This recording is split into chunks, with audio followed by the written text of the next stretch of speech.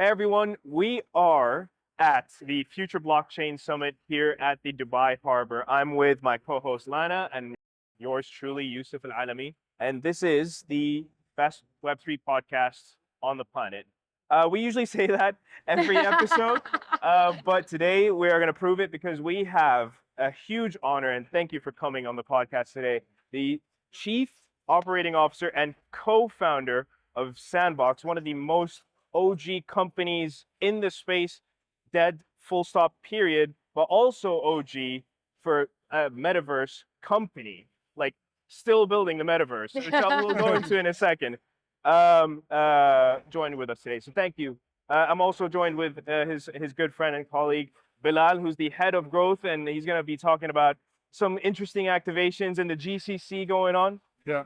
But thanks for coming you. today, guys. Of course, it's a pleasure. Thank you for Yeah. having us.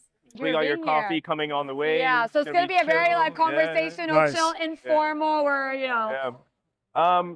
Sebastien, I've personally been following the Sandbox story and saga since I would say late 2021 when that big announcement happened. With let's just say a big bank. And since then, a lot has happened in the industry and a lot has happened for Sandbox. I want to ask you. I just want to get to it because I know this is what people are asking. What's up with the metaverse as an industry still? Like, is it still going on? Is there a lot of hype? Are you getting a lot of people asking this question? What are your thoughts on that? I think it's a great way to break through the ice. Yes, Like, yeah. okay, let me We go tell it straight into straight. it, Yeah. The metaverse is far from that, and we are going to prove it. Okay. Okay. So we've been building Sandbox for over 5 years, the blockchain-based version. Now we have over 6 million users, more than 400 major brands globally, from entertainment, from music, from sport, from fashion, from gaming, who launch experiences on Sandbox. In over a year, we have now more than 1,500 games made by the creators, user-generated content from the community, published and live. So there's a lot of content to explore. And I don't know, we keep building, we keep updating, we keep launching events. We just had a new launch recently called the Alpha Season 4, the largest event of the year, our biggest milestone so far.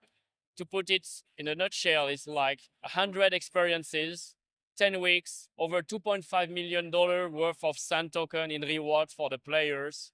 Major brands like Attack on Titan, Terminator, Hell's Kitchen, Gordon Ramsay, The Snoop Dogg. Voice, Playboy. We have like Smurf, Care Bears, Wow. and many more. There's surprises. And we had a great start. Like we had over 150,000 unique players in the first few days that come and play every day to complete those quests, to earn NFTs, to earn Sand. We generated more than 100,000 blockchain transactions already. Wow. So in a way, we keep doing what we know best, Right. launching content with brands, helping, empowering people to become creator in the metaverse and earn a revenue, monetize their creation, doing land sales as well. I'm sure we can talk about it. Yes. Bringing major brands and allowing people to become the virtual neighbors, owning their piece of digital real estate, and like driving audiences to explore those content, to play, to have fun, and to show like the metaverse is far from that. And what's interesting is like it's not because people don't talk so much about like the metaverse, it's not the hype in the media. Like everything is about AI, exploring AI. Like companies like us, companies like also Epic, who's building Fortnite and Unreal Engine, even Roblox, even Meta. Yep. If you hear their like companies' yearly announcement, they always have something related to metaverse that's happening, right? Yeah, that's It's true. not maybe the prime product because maybe 2 years ago in 2021 it wasn't really ready for like being put in the hands of most people because Yeah. like the tech was not there, the user experience was not there, the content was definitely not there. But little by little, it's improving, and we want Sandbox to be like a part of like building the open metaverse and demonstrate we can create, we can bring great content, we can bring fun moments, and people will enjoy spending time there. Absolutely. You're absolutely right. I also want to add on to the list of companies that you mentioned, Apple as well. Last Yeah, year the or this Vision year, Pro, they launched yes. the Vision Pro. So they just surprised everyone with that. And I think you're absolutely right. I think everyone already kind of knew it, but the market just does this because there are some people that still see the vision till this day, like Mark Zuckerberg, who recently announced his new AR glasses, and then also Apple and all these companies are still investing heavily because they still know that their future, but the market sometimes doesn't reflect that because people are just not patient, right? People are just following the hype, like you said. But Sandbox, I mean, even though I've personally been following the story since 21, you've been building it for a lot longer than that. Like, how long? When did the Sandbox story start? Right? Like, how? Yeah, and we're going to keep building it for a long time. Yeah. Like that's our intention. Like major technological disruption, they don't happen overnight. They take on average 10 years. We started the first version of Sandbox back in the day in 2011. It was just a mobile game. We were allowing anyone to become a creator just by the touch of their finger on like a smartphone screen and share those creation like 2D painting, music, mini games, and an online gallery where people could also access their creation. Fast forward, after 40 million downloads, 70 million player-made creation, we found that allowing people to create and share wasn't sufficient if there was not like an economical layer that allows them to monetize the value they bring to the games or the platform. And you realized that back in 2011? We realized that more toward like in between 2014 and 18, but we didn't have yet the technological solution to that problem. So what happened in that period of time is I was in contact with all those top creators that we were featuring, and I was writing contracts with each one of them and sending them a payment via PayPal or some way. And I couldn't scale that. Like I could manage maybe 100 people, 1,000 people, and that's not more. And why is that? It's because the distribution platform we use, like the App Store, the Google Play Store, they don't allow you to send payments to your audience, to your player. Of course, your players can make payments to buy virtual currency, in-app content, and so on. But the other way is not possible. So we had to find something that allows like to distribute value and payment outside of it. And that's something, it really came in the form of like NFTs. When we found a game called CryptoKitties, that was, maybe some of you remember in 2017. If you do, you're a true OG. If you're not, that's your next phase. I missed that one though. Back then I thought it was a stupid thing, but now I regret it. Yeah. It is the most stupid game ever. It's just a game where you breed virtual cats. Yes. And like, well, okay, we've seen that in the gaming forever, like nothing new there, Tamagotchi and so on. But the cats, you actually didn't buy them from the developer itself. You buy them from other players. That's already something major in the gaming industry. You bought them not in the game itself, you bought them on a marketplace, a sort of eBay, like OpenSea for the NFTs, which is again like, wow, like I have to go to an external website to buy my content for my game and play with it back in the game. And you don't buy it in fiat, but you buy it with ETH, a cryptocurrency. And all those three things coming together, we say, if instead of making virtual cat, virtual dogs, whatever, we just allow people to make their own asset, their own content, and monetize it as NFTs. Here is the solution that we were looking for.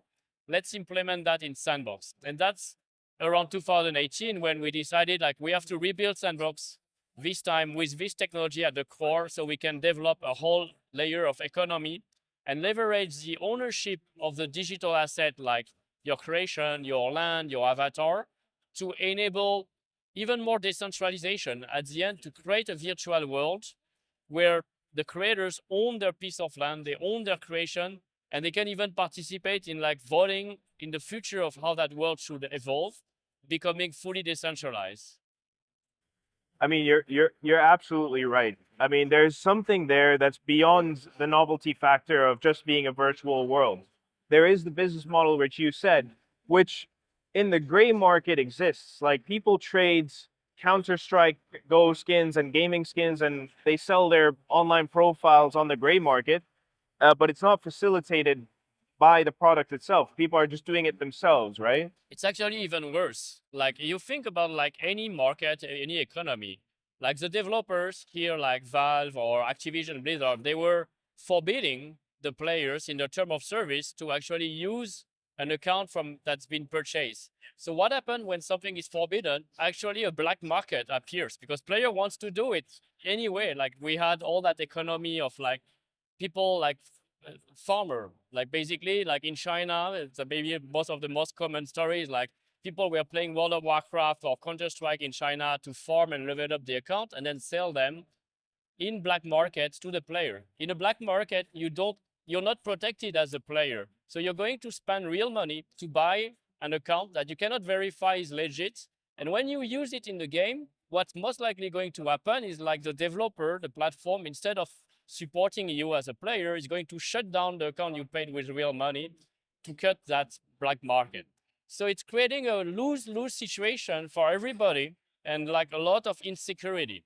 Instead, by embracing it, like allowing blockchain technology, having the transparency to know the provenance, the scarcity, the transaction, you actually enable both the security for the people who contribute to produce those assets, the farmer, but also for the players themselves who know and can use their digital asset anywhere. Yeah. So in my opinion, like it's a great solution as well to that problem. Yeah. And your opinion is backed by market demand because these black markets are worth hundreds of millions of dollars every year, right? You know, if we take a step back, Yusuf, to what you were saying earlier in regards to, so if you go back to like 2021, okay, I feel like this is more GCC specific. Most companies or even government entities saw something, like they saw a light when it came to the metaverse, right? And then you had like them started setting up their own metaverse, either their own metaverse or working with like external entities to build it. And then few years later, it kind of like died down now, but closer to 2023, 2024, I think they started to see, you know, like the light, you know. So what we notice, at least in the region, is when we approach like, again, like big corporations or like government entities, they're like, oh, we already had something built on the metaverse. Let's kind of continue it with you guys. You know, Sandbox are here, perfect. You know, so it's just to add to what you guys were saying. It's interesting to see that. I was actually going to ask you, as someone that's based in Saudi and the head of growth, how have you seen the region or the GCC specifically's journey evolve with Sandbox and the metaverse in general? Like, do you think there was a bit of more hesitation back a couple of years, but now, you know, you have companies and organizations coming to you and government entities coming to you being like, we need the help, we see the value in it? Was it a slow burn? Exactly. So look, hesitation for sure is always there. Yeah. But as time goes on, you do notice them, like I was saying, there's more interest, much more interest than before. And something that's very interesting, and this is maybe more Saudi specific and also a bit in the UAE, is that government works with entities to kind of, whether it's like establish regulation or whether it is to build their own experiences, you know, and they come to entities like us to kind of build with them. I think maybe this is not the same, Seb, you can correct me if I'm wrong, in like more North America or Europe, but this is what I personally love about our region, is like we work with regulators, we work with government, and it obviously enables us to do so much more, you know, so. I agree. Like we've seen, generally speaking, a lot of interest for Metaverse and the Sandbox globally. So one of the strengths of Sandbox is like we have 40% of our audience in Asia, in countries like Hong Kong, Korea, Singapore, Thailand, Vietnam, Turkey, India, but also like in the UAE, it was one of the first country like in MENA region to be like embracing Web3, to be embracing Metaverse, to acquire virtual land and build on it. However, like I think maybe 3-4 years ago, like Dubai was a little bit a wild west in terms of like which projects in Web3 were really established, which one you could trust or not. Coming back to the idea, like if like user cannot trust what they buy, and there's a lot of like unfortunately fraudulent project, like it hurts everyone in the industry. When you've been scammed, unfortunately, you don't come back. So one thing that I really appreciate what Dubai did is they established the VARA, the Virtual Asset Regulation Authority.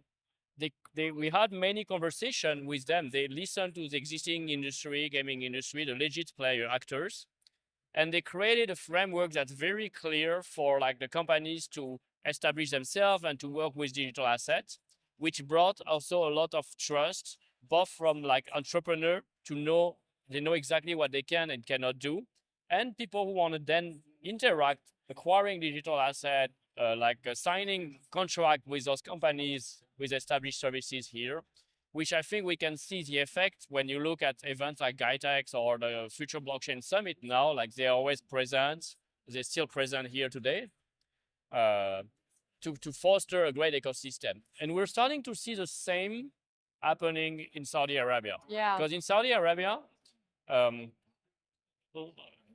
and blockchain projects and entrepreneurship exist, but cryptocurrency isn't something that's regulated. So there is an uncertainty whether it's legal or illegal. It's neither.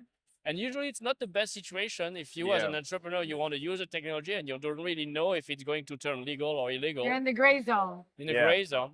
But we had conversation with a different body involved from the high official, not just ourselves as Sandbox, but Imoca Brands Group and many actors. And recently there's been great progress in this side since I think like Animoca Brand had announced like a $50 million fund with Neom, for example. They are installing like this Web3 hub in Riyadh. And there's some other projects it's going to happen, which shows like definitely a certain path forward, which I would say very positive in general for the region. Yeah, and just to add to that, and what I was saying earlier, so a couple of weeks ago, there was this, let's say, an organization set up by the government, okay, and it was with with McKinsey. I don't know if I can get into too much detail about this. Yeah, I was gonna say, can we say it or not? Yeah, I'll figure it out. Yeah. But what happened was, so around 50 to 20 leading, let's say, gaming / Web3 entities, or we were all gathered under one roof, and we sat down for around like 4 or 5 hours, and we just had a workshop. They're building a center of excellence around gaming, and we had maybe over 100 different use cases that this center of excellence could, be built around. And actually, in the top 5 was what? Web3 and Metaverse, and also in the top 5 was what? Culture. So I think when it comes to Metaverse and culture, there's, especially for our regions here, it plays a really big role, So yeah, absolutely. So if we look maybe at a more macro level, I'm very excited about the appetite for the region for gaming. In general, because I think the population is quite young at the end of the day. I was going to say Saudi, I think majority of the population is youth. More than half is like less than 30 years old. Exactly. Maybe in the UAE as well. So and they're into this world. Youth and women, by the way. Women gaming is huge in Saudi. Huge. Also, there are government gaming initiatives as well. Exactly. Government-funded gaming so initiatives. you can have a gaming visa in the UAE. It's all coming together with this idea gaming is a massive industry that will bring and will create jobs, that will foster education, foster culture, drive economic value and revenue for the country as well. And they want to get right, why not just adopt the past model of gaming, like premium, freemium, Web 2, collecting data without the consent of user to monetize it using advertisements is a model of the past. And they're interested at what Web3 brings to the table for gaming in terms of user-generated content, the creator economy, and also going even further, the potential of players becoming the decision maker on the game that they contribute to by spending time, spending money, and more, which is something we're very aligned with in terms of value at Sandbox. We believe the Metaverse will be massively user-generated content, built and owned by the creators themselves. And we launched the DAOs, the Decentralized Autonomous Organization, the tool that enables the owner of land and sand to vote, to propose and vote on key decisions. So essentially turning Sandbox in more than a platform, more like a digital nation, where the participants are actually contributing to decide the future of how that virtual world will evolve. Look, I want to top it off with a final question, if that's okay with you guys. And I know sometimes I hate asking this question myself because there's a lot going on already. What can we look forward to for Okay, Even she Sandbox fine. gave in you the the look. future? Yeah, I was Because like, I'm looking, whenever we end the yeah. podcast, either me or him, and I'm Yeah. like, which one are you going with now? You're gonna ask about long-term vision for Sandbox? Or what's Because I'm with next? you. That's Yeah, why I yeah. wanted to ask as well. So I Because- think we're aligned on this one. The mission statement has never changed. Yes. We talked about that. Same. But what's Empower next? anyone to become a creator. Amazing. And that's what's next as well. It's just that's day one, day two, and day forever. I think, yeah, like how do Yeah. we continue to empower people, like basically keep improving the technology, the product, the tools that like drive more content creation, like onboard millions of people from new region, new markets, new countries who never had access to like game making before, Yeah. turning them into opportunities, into job, driving economic value, and like making the experiences you're going to see in the metaverse even better, like more social, more fun, more multiplayer. If you played Sandbox 2 years ago and you play Sandbox today, it's like night and day. Yeah. So I'm already looking forward to like what it will be next year and next year and next year as Amazing. technology progress. And you know, Keep building, man. there would be at some point a network effect supported by like the Web3 core principle and like and from the 6 million users you have now, our goal is to get like, how do we get to the 100 million users like the centralized platform so that we can prove that the technology here really benefit the Yeah. players and we can build a model of gaming owned by the creators and the players themselves. Amazing. Amazing. Absolutely. Look, I look forward to you eventually moving to Dubai. I Yes. have that prediction. It's gonna happen. And we'll come into Yeah, Saudi. 'cause yeah, I yeah, have we'll be already coming to on, Saudi You as can well. consider I'm here already. Yeah, I'm Yeah, out. okay, half and Yeah, half. half yeah, and half. yeah, It's always like that. Thank you both for coming on the Yeah. podcast. Thank you for having us. Guys, thanks for watching, listening, and we'll see you next time. See you soon. See you soon. Thanks, Bye. guys. See you in the metaverse. Yeah, Yes, exactly. yes. See you soon in the metaverse. I like that. Absolutely.